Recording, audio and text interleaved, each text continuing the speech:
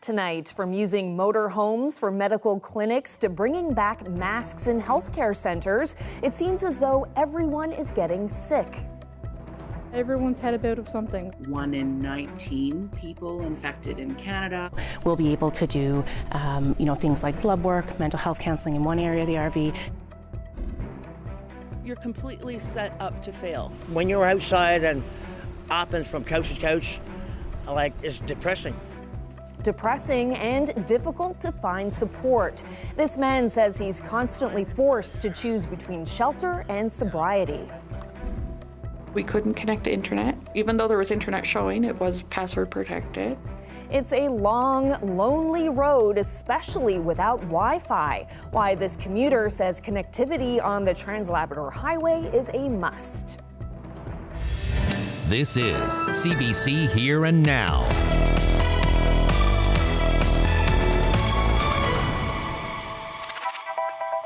Good evening and welcome to Here and Now. Government wants to turn 3 motorhomes into mobile health clinics and has put out a call for proposals. The province hopes the vehicles will make primary care more accessible and reduce the pressure on overworked ERs. Here and Now's Mark Quinn has more.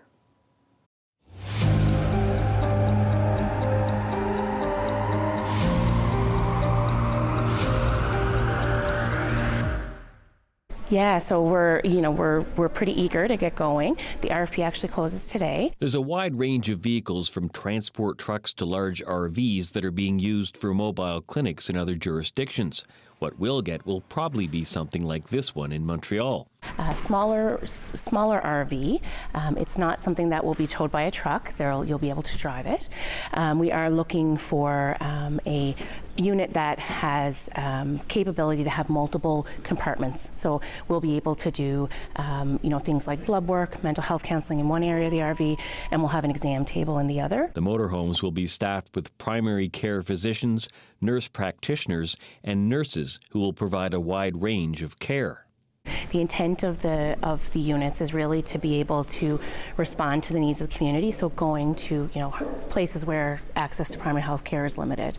Also, being able to respond to respiratory viruses, for example, having respiratory clinics, vaccine clinics, meeting people exactly where they are, so most vulnerable populations here in the city, particularly downtown, being able to go and offer, again, primary health care services, which may be, things you see in your family doctor's clinic. Health officials hope the mobile clinics will allow stressed emergency departments to focus on what they're designed to do, emergency care. Absolutely, Mark. So what we're, again, looking at is what types of patients are presenting to the emergency department, and we have triggers. So if we see that there is a large volume of folks that have primary health care needs for whatever reason, they may have a family doctor, they may not. It may be that they can't get into a family doctor. Then we will be able to pop up these clinics and be able to see patients. Health officials expect to have the 3 new mobile clinics working by spring or summer. 2 will be in the eastern region and a 3rd in central Newfoundland. If they're a success, health officials expect to get more of them operating across the province. Mark Quinn, CBC News, St. John's. Well, today the province also released plans for a new healthcare facility in St. John's. An ambulatory care centre is set to open in the former Costco building in early 2025. It will offer same-day care services like physiotherapy, x-rays and ultrasounds, with the goal of taking pressure off acute care sites and lowering wait times. The province will pay more than $4 million annually for the next 20 years to lease the building, which is owned by the nonprofit social enterprise NL Health Alliance. That building in the east end of town has been vacant since 2019 when Costco moved locations. Well, respiratory infections are on the rise, but hospitals and long-term care homes in the province still don't require people to wear masks. As Here and Now's Peter Cowan explains, one expert says that's a mistake.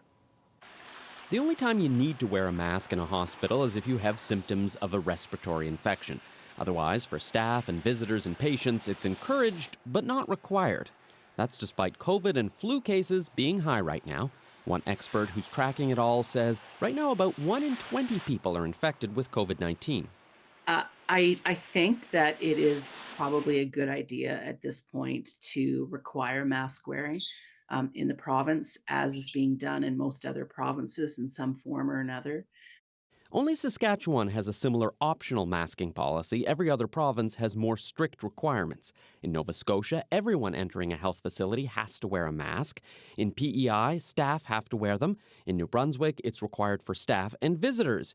Even Alberta, which has more lax rules on masking, has mask requirements in 20 hospitals for staff as well as patients and visitors who are in the emergency room.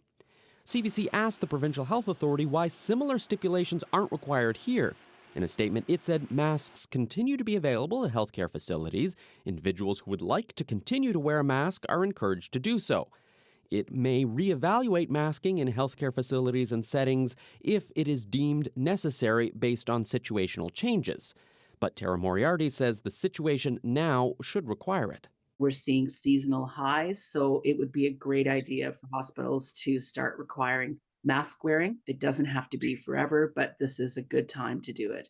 And I would strongly suggest anyone who is working or visiting or anything else in hospitals to choose to wear a mask, even if you're not required to. People in hospitals are often more vulnerable to COVID and flu because of their other health conditions. And she says mask wearing has been shown to cut down on transmission of these viruses. The number of people getting hospitalized and dying from COVID is similar to last year, and at that time, masks were required. Peter Cowan, CBC News, St. John's.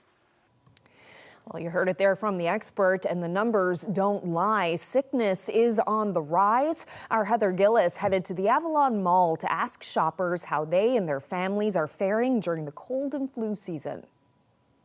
3 weeks ago I had COVID, but it wasn't too bad.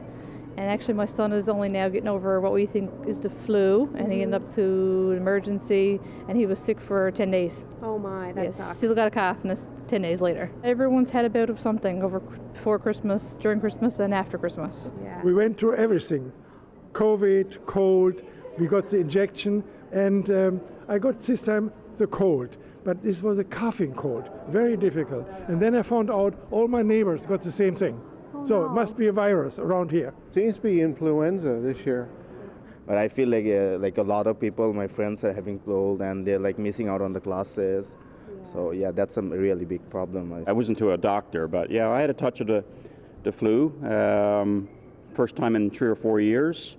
And then you just basically take everything to fight it, right? The typical influenza flu symptoms, runny nose, sore throat, all typical, right? It seems to be a tough flu season going around. All good. Nobody's sick that we know, is there? No. So we're very fortunate. Of course, we don't go out a whole lot. Senior citizens at home. The only guy I knew had touched the flu was my brother, but I just came from Halifax. One person on the plane going up, nobody on the way down, nobody wearing a mask, and I never got picked up anything. I never got anything. Well, what have you been doing to try to keep yourself healthy? Well, we take all the shots, and we wear a mask occasionally depending on where we're going. Walking, eating well. You know what's the secret? Sleeping, having fun, enjoy the view, and do almost nothing.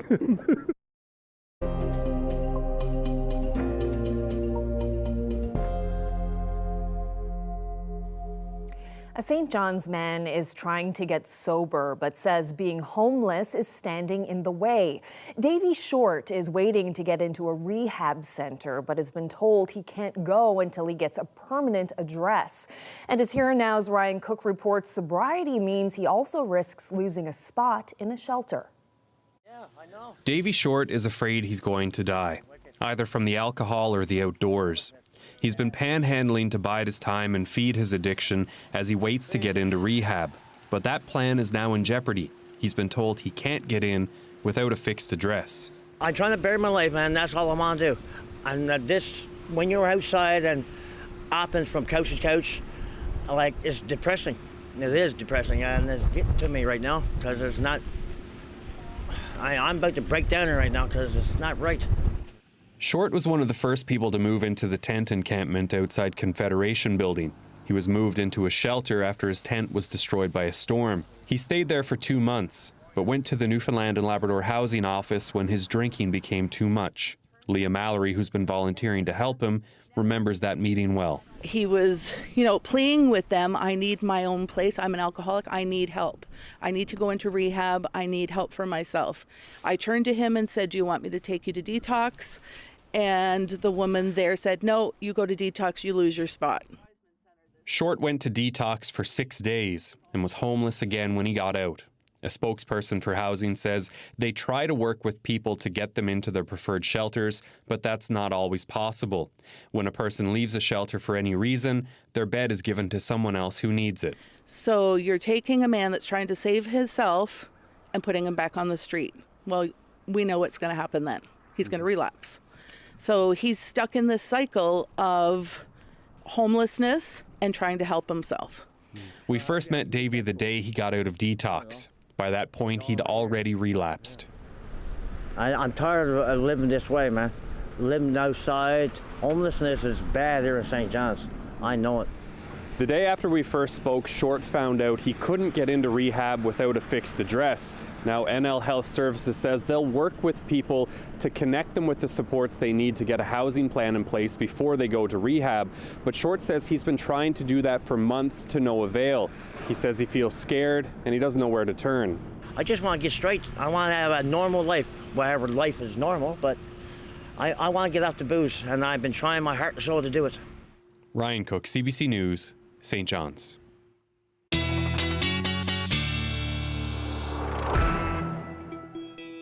Well, there has certainly been a lack of snow for portions of the province, but last night's storm, or yesterday's storm, I should say, has replenished some of that snow, especially up across Wabush. 44 centimeters of snow was recorded, 11 in Goose Bay. Lansloo picked up about 8 centimeters of snow, and much less across the island, at least from what I can find.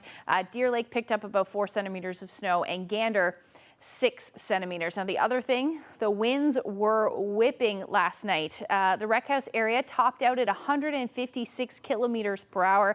We've got a number of areas, Port aux Basques, Burgeo, all seeing those numbers over 100 kilometers per hour. And then Daniels Harbor saw a gust near 97. Now, the good news is those winds have eased for now and will stay relatively light over the next couple of days compared to those winds anyway. But we still got that area of low pressure. It's much weaker, but much milder conditions as well out there today, with temperatures above zero in some cases. I'll tell you how long that's going to last when I come back. Thanks, Ashley. Well, the RNC is asking people to avoid the main road in Pooch Cove this evening as officers are responding to a situation there. There are more than half a dozen police cars on site, as well as an ambulance, and police say they have a house in the area contained. The Innu Nation has launched a class action lawsuit against both provincial and federal governments, seeking compensation for Indigenous day school survivors. The lawsuit was filed on behalf of the Innu Nation and 2 of its members, as well as on behalf of Innu who attended schools in Shahajit, Natwashish, and Davis Inlet, where children suffered abuse, according to the lawsuit. The Schools were funded by the federal government and overseen by the province from 1949 to 2009. The lawsuit is similar to other claims filed nationally in the past, which led to settlements. Innu were left out of those as they didn't come under the Indian Act until the early 2000s. Well, traveling on the Trans-Labrador Highway is a long, isolated drive.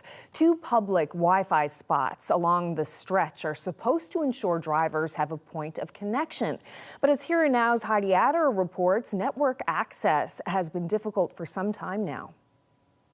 The crash happened in November. Rebecca Larkham's mom was driving the family to Port Hope Simpson when the truck hit black ice and slush, flipped, and went off a 15-foot embankment.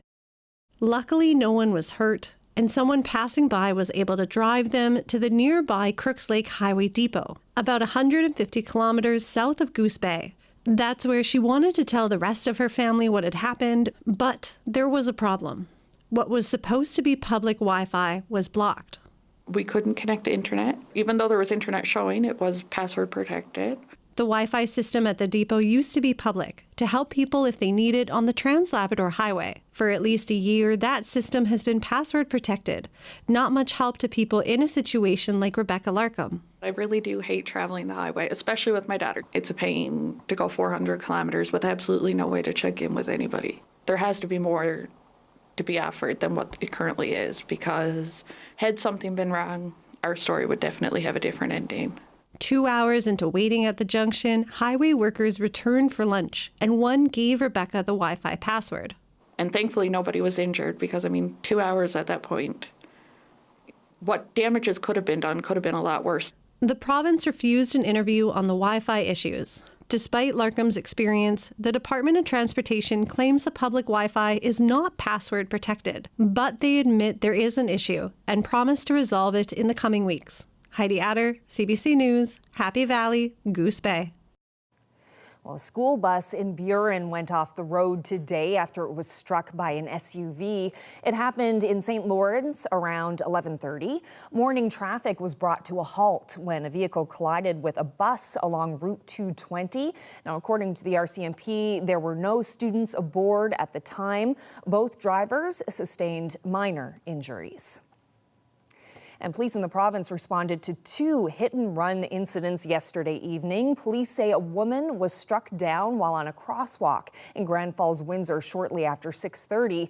The vehicle reportedly sped off down Harris Avenue. Witnesses describe it as a dark SUV. A 69-year-old man has been accused of impaired driving after slamming into the back of a Metro bus in St. John's and attempting to flee. That happened on Torbay Road just before 9 o'clock. The man was held overnight to appear in court. There were riders on the bus at the time, but no one was injured.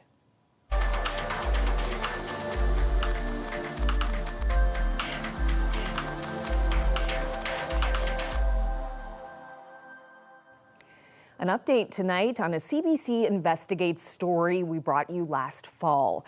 There's no one responsible for bringing cases against landlords and tenants to court. Back in 2018, the province hiked financial penalties for those who break the rules. Well, today, more than 5 years later, no fines have been issued, and that's because of a gap in the system. But as Rob Antle reports, that might soon change. Alan Catonsa wants his former landlord to be fined. Last fall, we brought you his story about his experience with the residential tenancy system. Catonsa was living in a rental near downtown St. John's until he was abruptly moved by his landlord to another property. His personal belongings packed up and brought to a third address on the other side of town. The truth is, someone was abusing their powers. That's the fact. I'm a witness to this. Catonsa went to the Residential Tenancy Board and won. The adjudicator said the landlord showed a complete disregard for the rules and an absolute disregard for his rights, and issued an order for Catonsa to be repaid more than $2,000. But Catonsa wanted his landlord hit with fines on top of that as well. The government increased those fines years ago as a deterrence measure to promote good behavior. But as far as we can tell, no one has ever faced those financial consequences. Anyone can make a complaint with law enforcement or lay in information. Back in November, Service NL Minister Sarah Studley said anyone can file a document at court to start the process that could see landlords or tenants fined, although no one in the government has apparently been given that job, something Studley defended. Not having ever administered the fine doesn't defeat the purpose of having the law. So fines, in a lot of what we do, we hope that they're deterrents, right? Exciting to finally hear that, it's something that they're going to take on, because I think that was a big gap in the system that we currently have. Advocates have been pushing for change, and that could now happen. Studley declined an interview, but in a statement, her department said, "We are committed to reviewing the powers of inspectors within the context of the whole Act and in relation to the dispute resolution process to determine how best to implement them. Specifically, we are committed to working towards initiating proceedings under Section 51 of the Act as warranted." That's the part of the Act dealing with fines, essentially looking at how to get those cases to court. If there's no deterrent in a law, people won't follow it. And we've seen for many years now, on both sides, landlords and tenants that just make a habit of breaking the rules because they know nothing will really happen. So This is a great step forward in terms of holding people accountable for their actions and making sure that, they follow the rules that apply to them. But it's not yet clear when that might happen. There are no timelines in place, and the department has described the work as being in the very early stages. Rob Antle, CBC News, St. John's.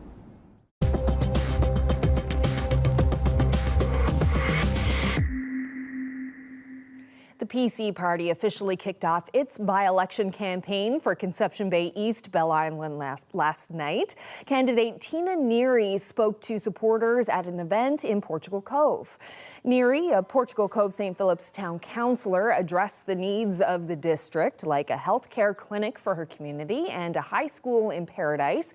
She also spoke about a Bell Island family who struggles with the cost of living, and we brought you that story earlier this week. Neary says that's why income support rates need to be increased. In the past, it hasn't proven to be as much of an issue as it has present day, and we know that that's happening because these funds are not being indexed properly. So I absolutely agree that with everything seems to be going up, but the support that we're providing to individuals isn't going up as well at the same time. So that's why they're finding themselves falling short. Now, Neary is going up against the NDP's Kim Churchill, Fred Hutton from the Liberals, and independent candidate Daryl Harding. The by-election is scheduled for January 29th. We're paying more than twice the price when compared to the original cancelled project, but a new supplier has been found to build the Tomb of the Unknowns here in St. John's. The good thing is that it's within the overall cost for the project. That story coming up. Well, we've certainly got some mild temperatures compared to what we've been seeing for the past little bit. We'll talk about how long that will stick around and what the weather looks like over the next couple of days coming up.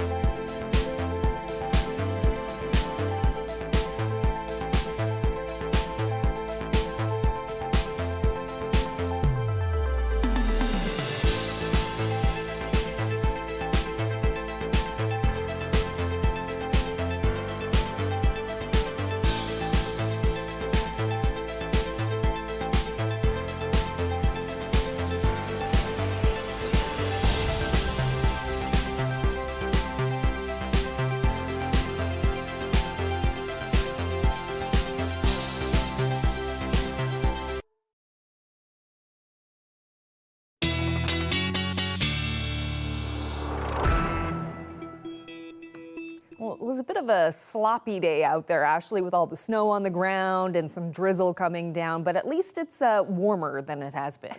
Slightly. Yeah, some people happy about that, others not so much, especially if you're into some winter sports. But yeah, drizzly out there this afternoon. Temperatures significantly warmer than where they were 24 hours ago. In fact, anywhere from 8 to 12 degrees warmer across the island. Even more significant warm up across Labrador, 18 degrees warmer in Cartwright at the moment. So we do have this these temperatures sitting, around the 0 degree mark today. That was your daytime high, but we topped out at about 5, 6, 7 degrees on the west coast of the island. But if we take a look at what's going on right now, we got a really cold blob over the most of central Canada and a really big dip in that jet stream. Also, if you take a look at where the jet stream is, it is pretty much going right over Newfoundland and Labrador, and that's why we're seeing some of that milder air. Now, it's going to take a while for this cold blob to make its way towards our neck of the woods, but by the time we get into next week, we are going to see another warm up for the first part of the week, rather. And then as we head through your Tuesday and eventually into Wednesday for parts of the island anyway, we will see a cool down. But that jet stream pretty much going right over the province, or at least over the island. And we may see another bit of a warm up, at least for the eastern portion, as we head through Wednesday. But for now, we are going to see these mild temperatures continue. 1 degree in St. John's at the moment. You factor in that wind chill, feels more like -3. And up across Labrador, around -1 in Happy Valley Goose Bay. That is well above where you should be sitting for this time of year, and your wind chill feeling more like -4. The only good thing, I guess, especially in the west, was a little bit of that snow that you saw earlier. Take a look at the visibility. We're seeing that milder air along with the snow on the ground that is leading to some pretty thick fog out there. Visibility down to 0.2 kilometers in St. John's, and even in Gander we're seeing pretty low visibility at about 0.8 kilometers. So as we head through the night tonight, likely after midnight, we should see some of that fog, dense fog lift anyway. But we're still going to see the potential for some showers. Nothing really showing up on radar, but we're definitely seeing that drizzle in that onshore flow, those southeasterly winds, especially for eastern areas of the island. Other than that, we're just looking at some fairly quiet weather tonight. Chance of a few flurries on the west coast, up across Labrador, still looking at that chance of some flurries as well. And then by the time we get into tomorrow morning, a better chance of flurries for the west coast. You could pick up a couple centimeters with that. So here's your temperatures for tonight. Like I said, hovering around 0 or maybe a degree above for the east, the west. You're going to be a bit cooler, and up across Labrador, minus single digits, except in the west, where you'll hover around -16 overnight. The other thing is the lack of wind, which will be nice as well.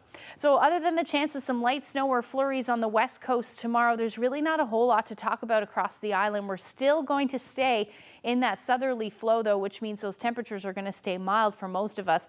As far as Labrador is concerned, though, the southeast, you're still looking at some flurry activity. And again, that will taper off by the time we get into the afternoon hours. But that onshore flurry activity, don't be surprised to see that continue on the west coast with those onshore winds.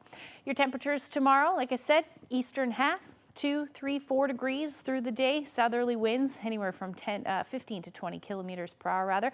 Along the south coast as well, you may also see some showers or flurries through the day. Your temperatures will only be hovering around 2 or 3 degrees.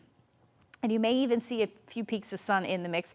Now, the west coast, a little bit more snowy, like I said, hovering around 0 or +1 through the afternoon. Up across Labrador, at least the southeast, you're still hanging on to 0, 1, maybe even 2 degrees through the day. Again, still well above where you should be sitting for this time of year. Don't worry, that cold air will move back in, though, but it's already starting to in the west, like I said, and your temperatures will hover around -16 as your daytime high, with your winds out of the west around 20 to 40 kilometers per hour. We'll talk about the long range coming up. Thanks, Ashley. A new supplier has been found to build the Tomb of the Unknowns at the War Memorial in St. John's. And while the project will now cost a lot more, the province hopes to put an end to any uncertainty that it may miss the historic deadline. Here now's Terry Roberts has this update. It's the centerpiece of the $6 million Newfoundland National War Memorial Restoration Project, and now it appears to be back on track after some unwelcome controversy. The Infrastructure Department confirmed today that a Nova Scotia company called Heritage Memorials will construct the granite tomb of the unknowns. Well, certainly a relief that we have a reputable supplier that also has a presence here in Newfoundland. Many people will be familiar with. Contract value $236,000, well north of the $100,000 contract initially signed with Ocean Floor Granite last spring. The province stripped that company of the contract last month after it had failed to deliver samples, and the company was shut down by government inspectors because its electrical system was not up to code. So why has the cost more than doubled? Well, the new supplier says he's moving this project to the front of the line, that it will take about 8 weeks instead of what would normally be 8 or 9 months to get it done, all of which is driving up the cost. The tomb's cover will be cut from labradorite quarried in Nain. So at least we're able to keep that local component as part of the overall project, and we're satisfied with that. But the granite for the vault will come from Quebec, not Newfoundland as originally planned. Heritage Memorials is a family-owned business of 5 generations. You know, we would have done dozens and dozens of fairly complex projects of this scale, and all of them have been on time. We've never missed a deadline yet, so we have the experience. We know what needs to be done. 2024 marks a century since the War Memorial was officially unveiled, at a time when Newfoundland was a country. History will again be made this summer during Memorial Day ceremonies. The remains of an unknown Newfoundland soldier who died in the First World War will be repatriated from a battlefield in northern France this spring and placed inside the tomb during a ceremony on July 1st. The soldier will represent all branches of the military and others who served in wartime. It will be just the second tomb of the unknowns in Canada. Terry Roberts, CBC News, St. John's. Those that don't have access, though, to their teaching, research, and other materials, though, they're essentially stuck. Stuck with little direction from MUN. Just ahead, I'll speak with the university's Faculty Association about the costly consequences of the Grenfell cyber attack.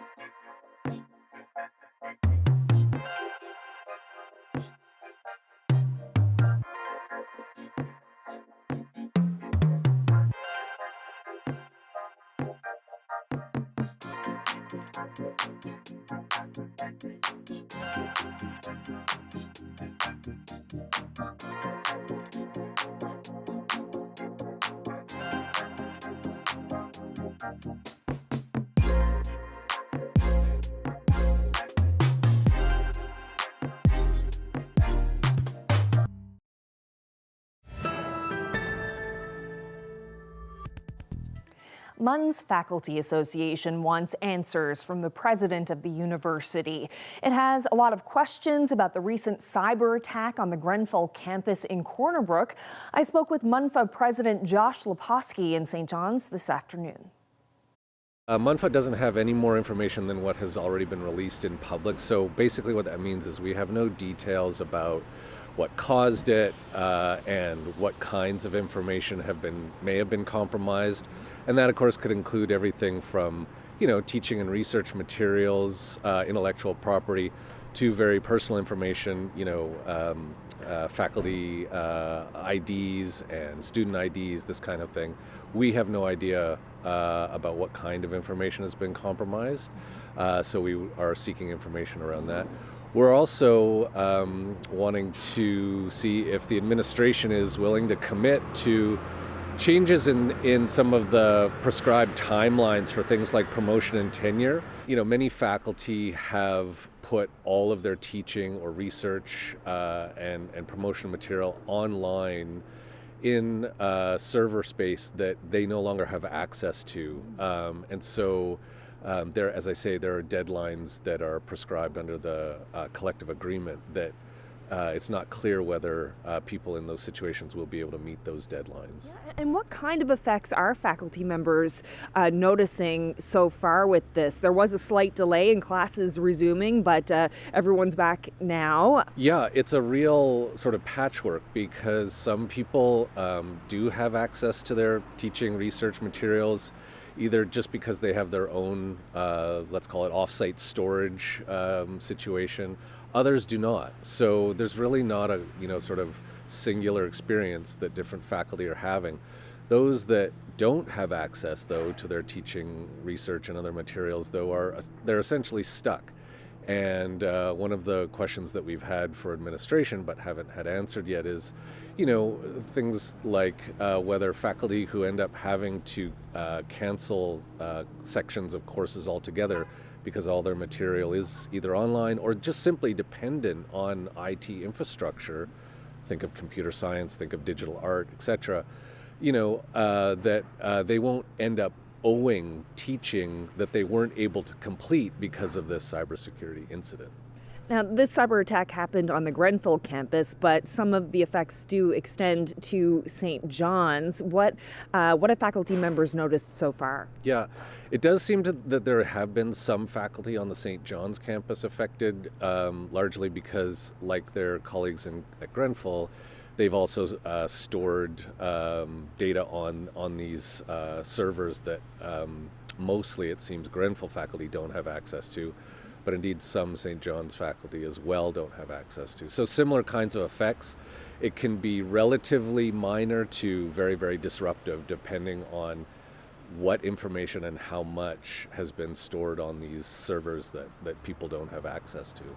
And you have a list of questions on the MUNFA website. One of them references budget cuts and whether or not this cyber attack may have anything to do with budget cuts at MUN. Can you explain why that's a question? Yeah, so this is purely speculative on our part, in part because we've been kept out of, the sort of decision-making loop. But, it would not be surprising to learn that the ongoing structural cuts to the university that have been happening since 2015, we're talking about 30% less budget allocated to MUN, has trickled down and had consequences for departments who are unable to buy faculty the IT equipment that they need that also adheres to the university's own IT policies related to IT securities. Whenever an organization faces a cyber attack, not much information is usually released. They usually keep their cards pretty close to their chest, and MUN is saying that there are certain pieces of information that they can't release right now because the investigation is ongoing. Is that a good enough reason for you to not be getting the answers to the questions that you have?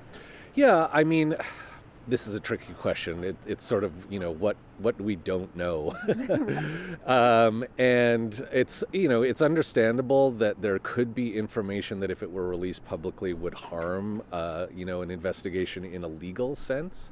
But then in the absence of knowing what that is, it's sort of hard to know what we don't know. And what is the status of your request for a meeting with the president of MUN? Yeah, the president responded essentially declining to meet with us for an emergency meeting and referred us to faculty relations. So the administration is sort of taking essentially a labor relations tack with all of this. And we will see how that unfolds. All right. Well, Josh Lepofsky, thank you so much. Thank you. Now, in a statement, MUN says it can't answer certain questions due to the ongoing investigation, but that Grenfell's vice president is holding daily in-person meetings with faculty, staff, and students to share information. The statement says there's also a special university planning group that's been expanded to include MUNFA members. I sometimes call them the dust bunnies of the ocean, but if there's too much turbulence, then it breaks these particles apart. Yeah, she calls them the dust bunnies of the ocean and says they're vital to maintaining a stable ocean temperature. What brings these scientists to our shores? That's just ahead.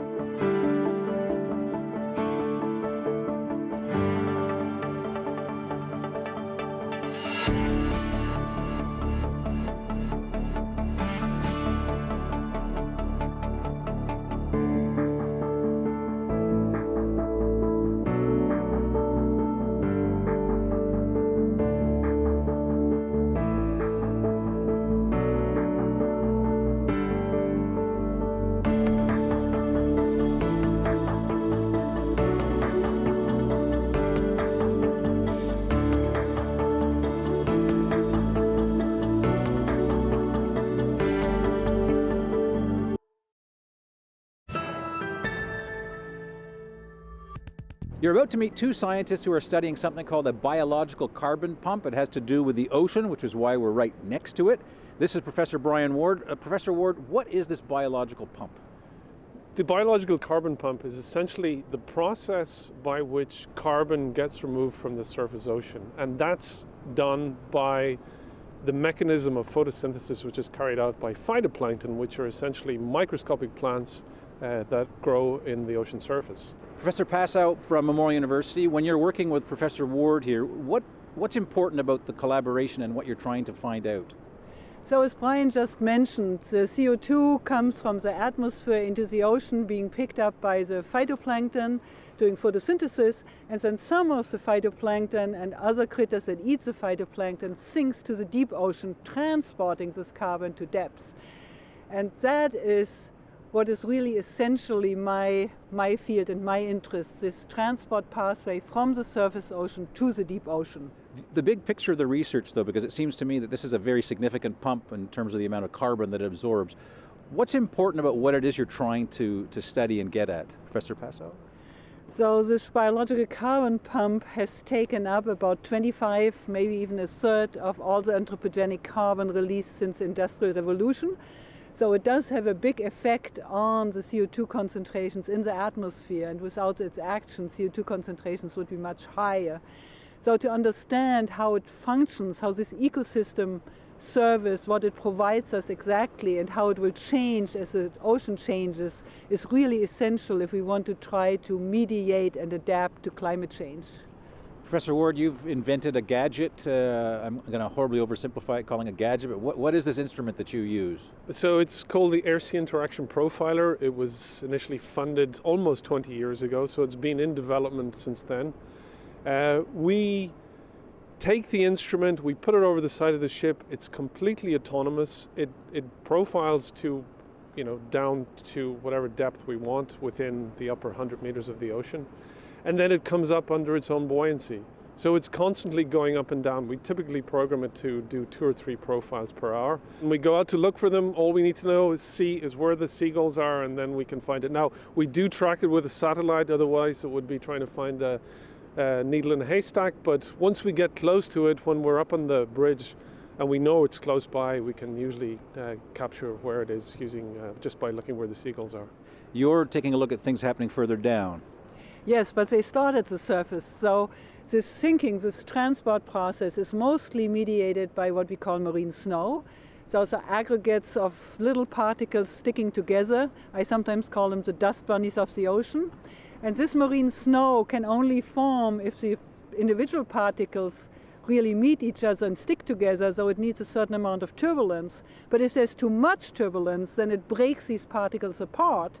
And so for me, it is really important when trying to see how much marine snow there is that can actually sink to depths. It is really important to know how much turbulence there was and how much marine snow could form or was fragmented. So that's where we interact.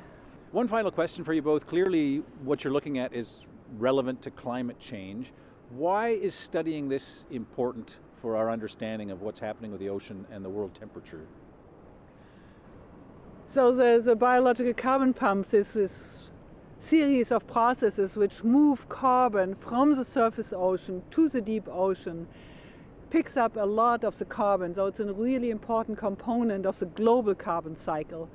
And if we want to understand how to deal with climate change, how to deal with increasing CO2 concentrations in the atmosphere, we need to understand the natural carbon cycle before we can even begin to consider perturbating it and systematically trying to change it. There has been experiments carried out in the early 2000s to stimulate phytoplankton blooms using iron. Iron is a missing key nutrient, and if we can go out and inject iron into the upper ocean, we can create a phytoplankton bloom and thereby remove CO2 from the atmosphere. So now this is becoming more a means by which we might end up using this as a deliberate effort to remove carbon dioxide. Whatever happens between now and the end of this century, we well recognize that CO2 needs to be removed from the atmosphere, and the most critical way to do that is to reduce emissions. But carbon dioxide removal may enhance or create additional means of removal. But it will be by no means a method in itself that will remove carbon dioxide entirely. Possibly part of whatever solution we're going to come up with as humanity. Listen, I know you're coming back here in May to continue your research because you have funding. Congratulations on that. Thank you. And all the best. Thanks for your time. Okay, thank you. Thank you very much for the interest.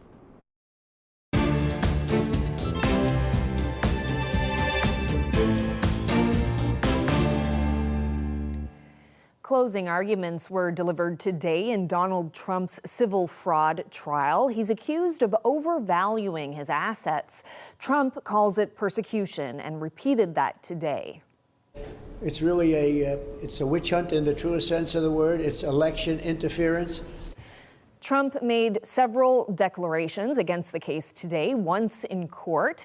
The judge found Trump liable for fraud in September. The case now centers on penalties. Prosecutors are seeking almost $370 million and a lifetime ban from New York State's real estate industry. An update now on the Northern Osprey 3, the factory freezer trawler we told you about last night that was taking on water off the south coast of Labrador. Well, crews have successfully made their repairs and the ship is no longer at risk of flooding. The Osprey is now safely en route to St. John's. Thanks to the Canadian Coast Guard for sharing these photos with us.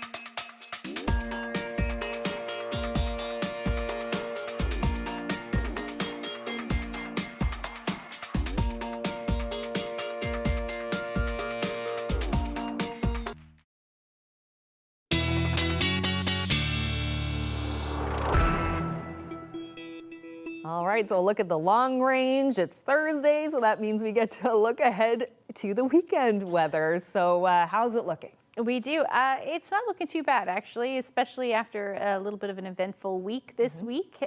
Things will quiet down just in time for Saturday. Let's take a look at your Friday night into Saturday. So that onshore flurry activity likely still going to continue on the west coast as we head through the evening hours and into the first half of Saturday as well. But the rest of the island should in fact see some sunshine through Saturday at some point anyway. And then we've got some flurry activity still certainly possible for coastal areas of Labrador as we head through the afternoon. But we're watching our next system move in. This one is going to bring some snow eventually through the overnight period for Lab West, and which could be heavy at times by the time we get into your Sunday. Temperature-wise, we'll be back down below zero, anywhere from about -2 to -4 across the island, up across Labrador, generally minus single digits, except through central and generally single digits towards the coast, rather. Otherwise, minus double digits. Lab City will hover around -15 for most of the day. And like I said, that snow will arrive late day. Now, this will move in across the island as well. So we'll see that start by Sunday morning. The thing is, temperatures will be chilly, like I just showed you on Saturday. So we could see some freezing rain to start for the eastern half of the island. Otherwise, it should start to snow. And then we'll see that transition over to rain for some of us. Northern Peninsula, you should stay in snow for most of the day, and that will be the case up across Labrador as well. It's by the time we get into the evening hours that some of the warmer temperatures will move in, and that will also change that over. So we're talking about daytime highs again, 2, 3, 4 degrees. Still hovering around the 0 degree mark for most of the day for St. Anthony, and then Labrador as well, anywhere from about 0 to +1. You head a little bit further west, those temperatures are really relatively warm compared to where you should be sitting this time of year. You'll only hover around -2. After that, though, the temperatures will drop up across Labrador. I'll show you that in a minute. But we'll hang on to those temperatures above 0 into Monday for St. John's and eastern Newfoundland. Chance of drizzle. Nope. Let's try that again. Chance of flurries on Monday. And then Tuesday actually looks pretty nice with the temperature around -2 and a mix of sun and cloud through the afternoon. Now for Central, you could see some ice in there as well, even some ice pellets as the daytime high reaches about 3 degrees. But by Monday should end as flurries with some sunshine and then back down below 0 for Tuesday. Western Newfoundland, you should stay gray right across the board. As always, we'll see those onshore flurries Monday and Tuesday with the temperature around -4. And then for Labrador, there's your warm up on Sunday, but right back down to where you should be sitting with, again, some snow arriving on Monday for Lab West. Our photo of the day is in Labrador, actually. This is Capstan Island. This is overlooking the Strait of Belle Isle there on the Labrador side there. Thank you so much for that, Amanda. If you have any wonderful weather photos to share with us, we'd love to see them. You can send them to nlphotos@cbc.ca. Oh, Capstan Island. That's the first I've heard of that one. Looks like a nice spot just up the road from Lanzaloo. Oh, just gorgeous. Yeah. At least silvery, the water there. Beautiful shot, Amanda. Thank you so much for that. And thank you so much for spending part of your evening with us. Hope you can join us tomorrow, Friday. Have a great night. Good night.